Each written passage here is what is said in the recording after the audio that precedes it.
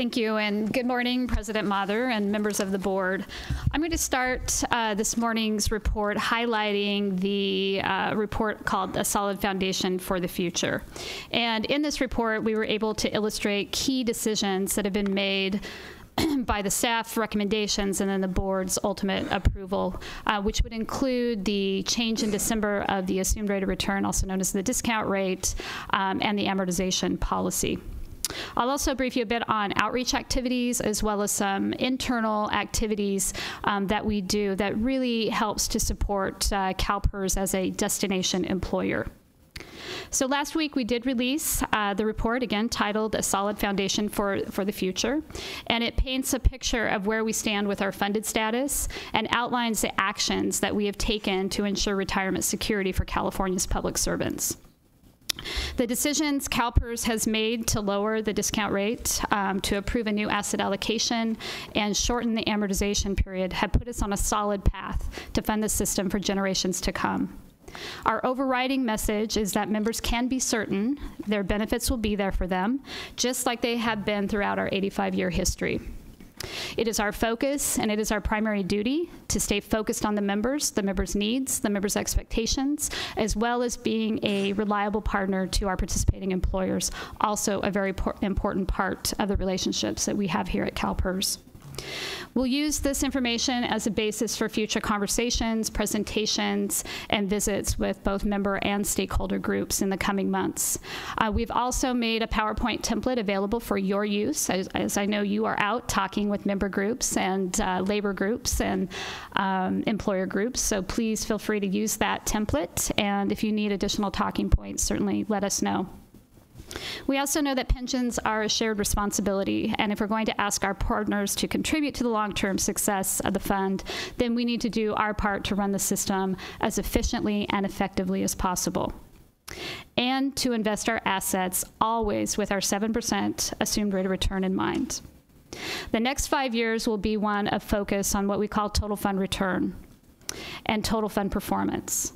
This will be done within appropriate ranges of risk parameters, but one of the things that has been, I think, very well received in some of the messages and some of the discussions I've been having with the employer partners is that these financial policy decisions were decisions that ultimately had to be made. They are the most prudent decisions, as well as meeting your fiduciary duty and our fiduciary duty for the fund.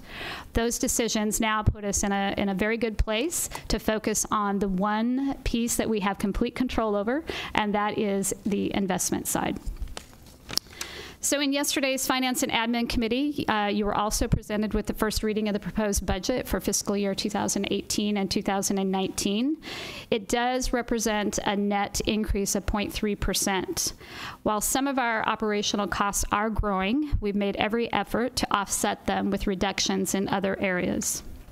Some of these increases are related to contracted general salary increases, and then also we expect to pay $10.5 million less in external investment management fees, and we'll also save another $3.5 million, as President Mather indicated, in personnel costs such as temporary help and benefits. And as with last year's budget, we are not requesting new PYs or new positions. In fact, we're making the most of an existing policy and protocol that we have internal called enterprise position pooling, where we really use our enterprise performance management system, both on the strategic side as well as the operational side, to look at those core processes that are operating not within the performance that we expect, so they're underperforming. As we recalibrate the organization and where the resources are needed most, that is a system that we're using to gather the data to make the best informed choices about where our resources need to be deployed. The budget also represents an important emphasis on technology solutions, and we believe that that leads to higher levels of customer satisfaction, customer engagement, and improved efficiencies. And one of the items or focus areas for technology over the next year to 2 years will be to continue to enhance our member self-service features through CalPERS.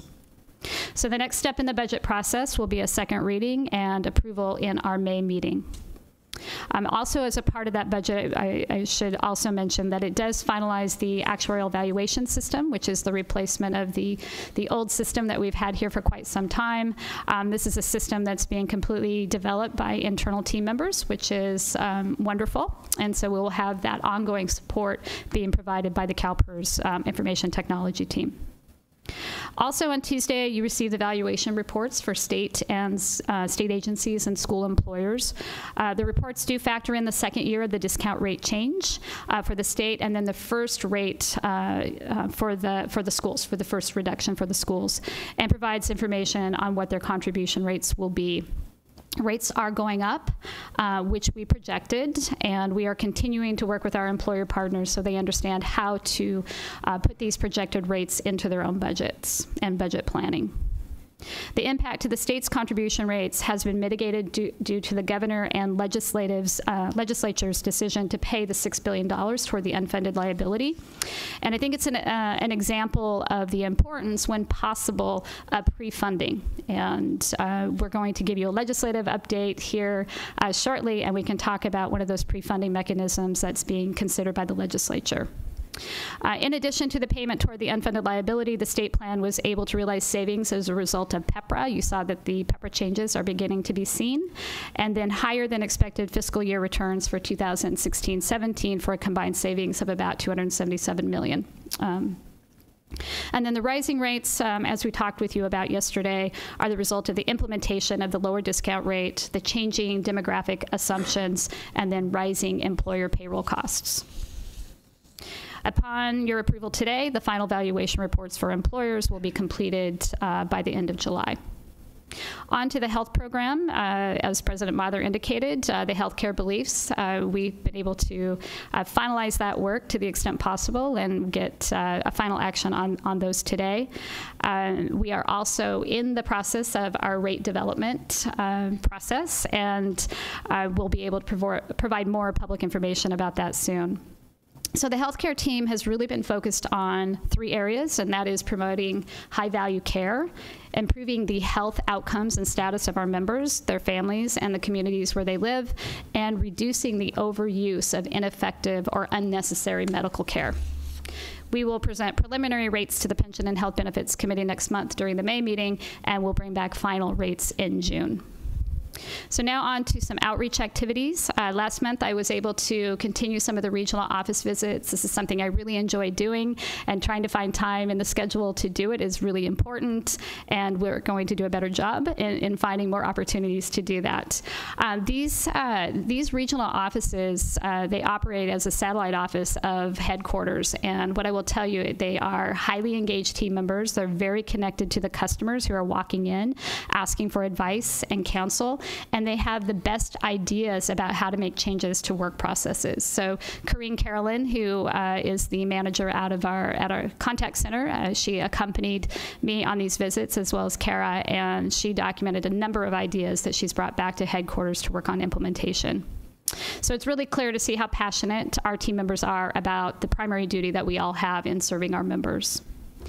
In one other external outreach activity that I'd like to mention is last week I was able to participate in a local national public radio interview for a program called Insight. That recording is available on our website, as well as I did send that to you all directly. It's a show dedicated to in-depth interviews about current events, and the host was able to ask me a number of questions about our Solid Foundation for the Future report that I mentioned earlier. It was a great tool to guide the conversation and show the positive trajectory of the fund.